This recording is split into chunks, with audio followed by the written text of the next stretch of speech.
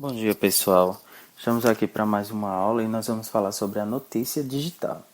Nós vimos a notícia, impressa e agora vamos falar sobre a notícia digital. As principais características das notícias digitais. Os textos na internet trouxeram uma nova realidade para as redações de jornais, que deixaram de produzir apenas para publicações impressas, incluindo a produção de conteúdos para portais de notícias. O leitor de textos digitais ele busca por informações a serem consumidas em poucos minutos. Então, com a internet, a divulgação dessas notícias se tornou algo quase que imediato, sem a necessidade de esperar o final da apuração para publicar a matéria. Então, os textos digitais eles podem ser atualizados constantemente, o que também é uma vantagem apreciada pelo público. Hipertexto e hiperlink. Hipertexto é simplesmente a possibilidade de navegação livre, ou seja, o usuário escolhe o caminho a ser percorrido dentro de um mesmo ambiente através de páginas de sites diferentes, agregando imagens, sons e vídeos para fazer a pesquisa se tornar mais interessante. E o hiperlink? O termo mais usado para esse é link mesmo, que nada mais é do que a alma de qualquer site. O link ele facilita a navegação na internet porque na verdade ele não passa de um comando que te leva para uma rede social, para outro site, para outro tópico desse mesmo site e etc. Então no site o internauta ele é guiado por um índice remissivo e conforme clica em links e intertítulos, ele é direcionado para outras páginas com outros conteúdos. Conteúdos esses que são complementares. Isso faz com que o leitor possa ter vários caminhos e isso é interessante para que possa ter uma experiência mais rica. Por exemplo, ao publicar uma notícia sobre uma investigação policial em uma determinada cidade, é possível fazer hiperlinks com outras publicações antigas que tragam aí informações sobre outros atos realizados na mesma operação em dias anteriores. Então essa seria aí a funcionalidade, no caso, do link, o hiperlink com o auxílio do hipertexto. Outro exemplo também, para que fique claro, de hipertexto. Todo mundo aqui conhece o Wikipédia. O Wikipédia ele é um hipertexto, onde dentro dele nós encontramos hiperlinks.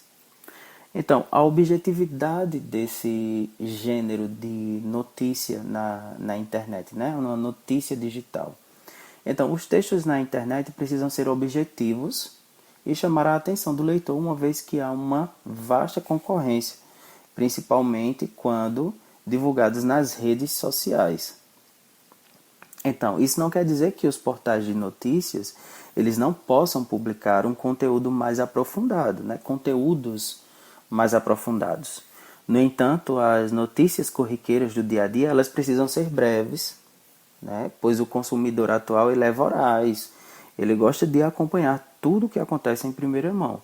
Então, logo textos muito longos eles podem afastar os leitores, demorar na publicação, gerando atraso em relação aos veículos concorrentes. Então, a notícia digital ela tem que ter objetividade, ela precisa ser objetiva. Não pode ser muito longa, o que pode afastar aí, como eu disse para vocês, o leitor.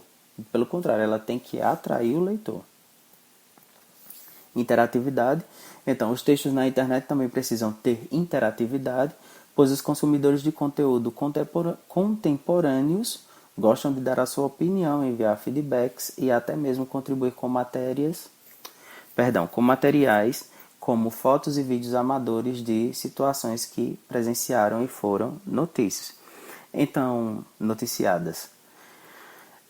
A interatividade ela pode ser estimulada em caixas de comentários. O que a gente vai encontrar caso ao acessar um determinado site que tenha uma notícia digital. Então lá nós encontraremos caixas de comentários nos portais de notícias e também nas redes sociais em que essas matérias elas são divulgadas. como as próprias páginas do jornal, ou até mesmo as redes sociais, como Facebook, Instagram, que são as mais atuais e as mais movimentadas atualmente. A formatação da notícia digital. Ela vai seguir a mesma formatação da notícia impressa. Não vai ter muita diferença. Então, vai ter uma manchete ou um título principal. Essa manchete ela tem que despertar o interesse do receptor, no caso, a pessoa que vai ler, né, o leitor. Apresenta-se de forma bastante evidente, geralmente é grafada em letras garrafais, ou seja, em maiúsculo, como a gente utiliza de uma forma mais grosseira, ou até mesmo numa dimensão maior que o restante do texto. Ela pode estar escrita com as letras normais, né, maiúsculo e o restante minúsculo, só que em um tamanho maior que as demais. O título auxiliar. Como bem nos retrata o adjetivo, né, auxiliar, tem por objetivo acrescentar informações adicionais às já expressas pela manchete, tornando-a ainda mais atrativa. Então, no texto que vocês vão ver no livro de vocês, vocês terão uma parte bem maior, essa vai ser a manchete, e a que está logo abaixo é o título auxiliar. Ainda falando da formatação, nós temos o lead, que é um termo oriundo do inglês lead, é a mesma pronúncia, certo? Só que aqui ele foi aportuguesado. Então, corresponde ao primeiro parágrafo e normalmente revela alguns elementos fundamentais que viabilizam o perfeito entendimento do discurso, sempre procurando responder às perguntas básicas, tais como onde aconteceu o fato, com quem, como, quando, porquê, o que aconteceu. Então, não esqueçam, numa notícia, o primeiro parágrafo ele vai ser chamado lead. Sempre vai ser o lead, tá? Corpo ou texto da notícia. Então, compreende o discurso propriamente dito, revelando de forma detalhada o fato exposto. Então, todo o restante, com exceção do lead, vai ser considerado o corpo ou texto da notícia. Ok, pessoal? Essas mesmas informações vocês encontram no livro de vocês, certo? Se eu fui um pouquinho rápido, quando forem falar comigo, vocês mencionem, deem dicas, porque eu não sou youtuber, eu não tenho muitos recursos, eu estou trabalhando da forma que eu posso e que dá para eu fazer, certo? Tendo em vista a minha rotina. Então, para atividades, vocês vão ler a notícia digital no livro, das páginas 24 e 25. Encontrarão essas informações que eu acabei de passar para vocês, certo? Vão responder os exercícios no livro, que vão das páginas 26 até a 28. E assim que finalizarem, vocês enviarão para o meu e-mail, que eu acredito que vocês já conheçam, no dia 15, certo? Até às 11h59. E qualquer dúvida que vocês tiverem, vocês podem tirar comigo pelo WhatsApp, tá? O horário é o padrão para todo mundo, das 8 até as 12h30, certo? Qualquer dúvida vocês podem falar, ok? Então é isso. Até a próxima e bons estudos!